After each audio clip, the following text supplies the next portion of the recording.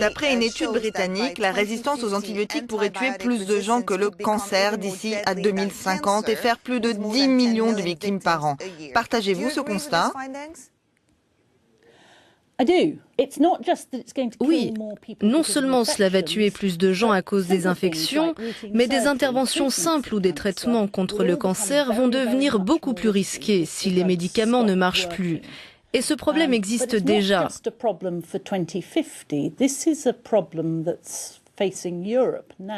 En Europe, au moins 25 000 personnes meurent chaque année de résistance aux antibiotiques et cela coûte près d'1,5 milliard d'euros entre la durée des traitements et la perte de productivité.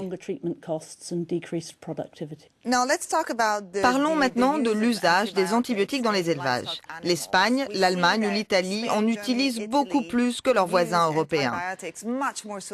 N'y a-t-il pas de réglementation commune en Europe?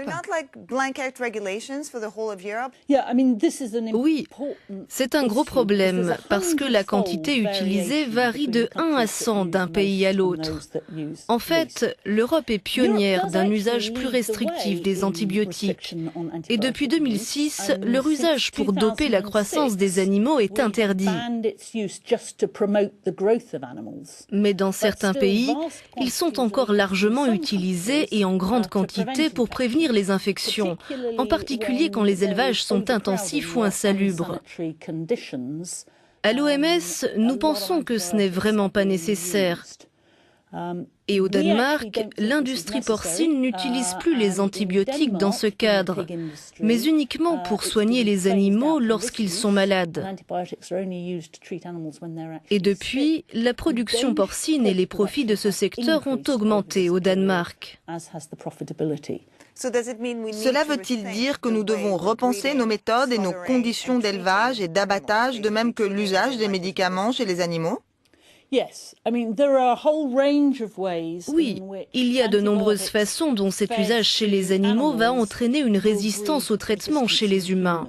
Plus on les utilise, moins ils marchent.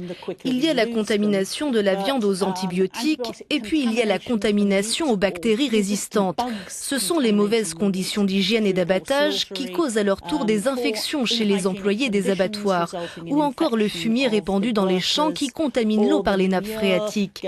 Tout cela cause la résistance au traitement.